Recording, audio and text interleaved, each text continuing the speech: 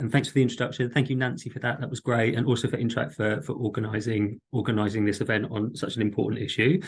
As we said in the introduction, Itad's a global consulting company. We support clients to use evidence to make better decisions and strengthen their impact. And really, at the core of what we do is monitoring and evaluation and learning. Now, as an international consulting company, when we work with clients, we're often delivering quite large multi-country MEL assignments where we're gathering evidence.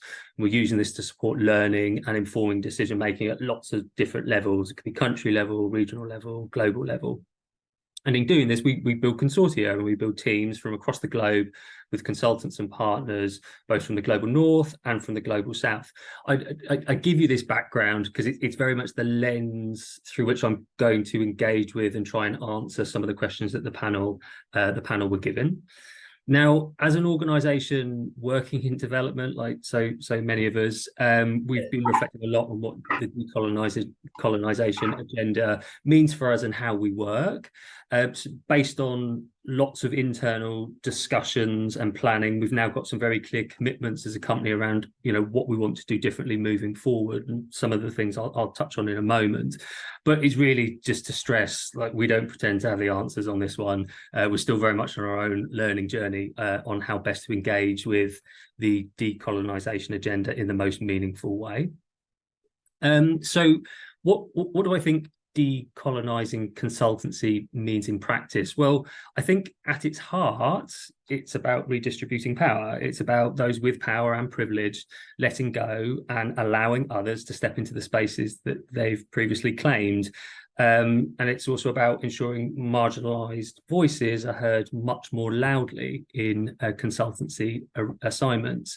Now, these are big shifts and they're going to have to manifest themselves in lots of different ways in international development consultancy. But the thing that I'd like to focus on today is what it means for who delivers what in consulting assignments.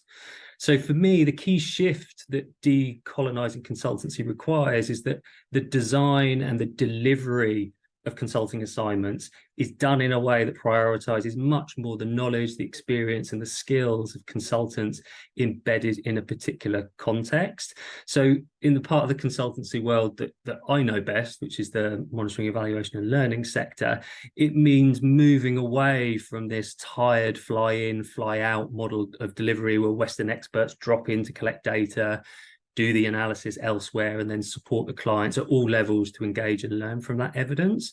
And I think it means much more moving towards a model where those from a region or a country lead the work.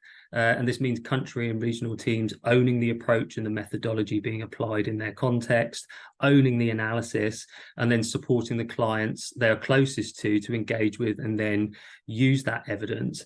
And I think at the end of the day, this way of working delivers better consultancy.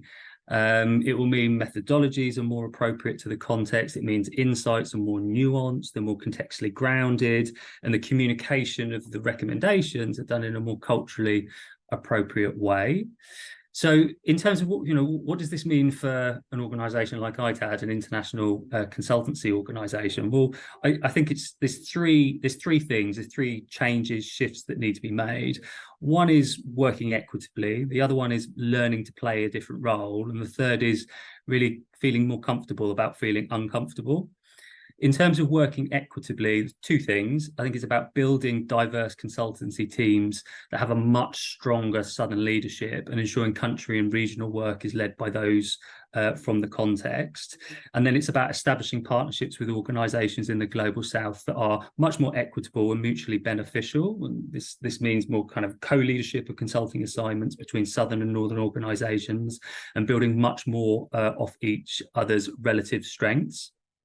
In terms of learning to play a different role, the types of shifts that I'm describing here means changes to who does what in consulting assignments. And in the context of MEL work, it means more work sitting at country and regional levels and being led by teams and organisations in those contexts.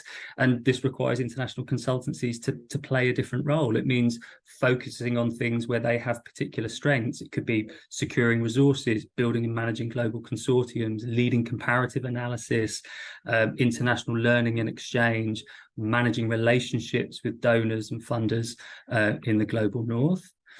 And then this last point of getting comfortable, feeling uncomfortable, there's no question about it. This is quite tricky stuff, and it requires international consultancies really to take a kind of a hard, deep look at themselves and how they work, and reflecting on their values. And this can be uncomfortable, but I think it's important that we embrace that and we lean into the discomfort. Because I think a big part of moving this agenda forward is feeling okay with not having all of the answers at this point. Sharing and shifting power is difficult, it's messy, it takes time, and it very much requires you to feel your way forward.